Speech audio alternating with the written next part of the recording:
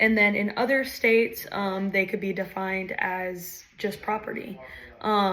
So depending on the state and the legal definition of an embryo kind of determines on what can be done with it.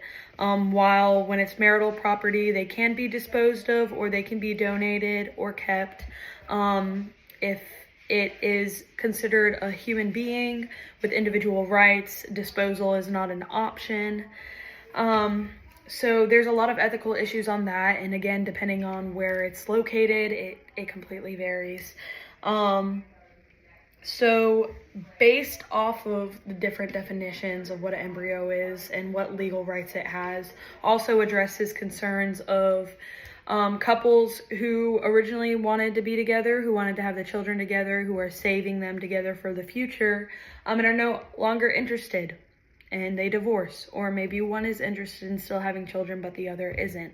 So there have been legal disputes between couples on what legally should be allowed to be done with the embryos. If the male does not consent to having a child, should the female be able to utilize her healthy embryos? Most legal cases that I have reviewed, and I even included in my research paper, tend to lean towards consent only. So unless both parties consent, normally the embryos are not utilized. While there are legal disputes about it, there is paperwork that is done through the process of in vitro where parties sign papers on what happens if their partner has passed away, what happens if their partner divorces them, what happens. I mean, they go through the paperwork on all the different cases, but sometimes at the end of the day, there are still legal disputes despite the paperwork that is done ahead of time.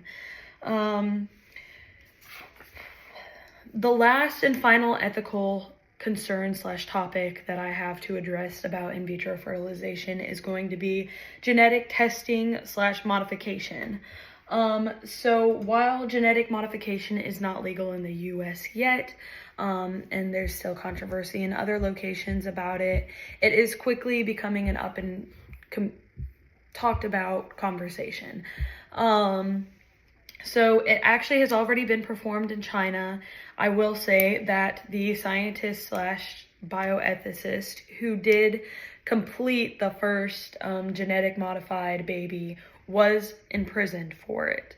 But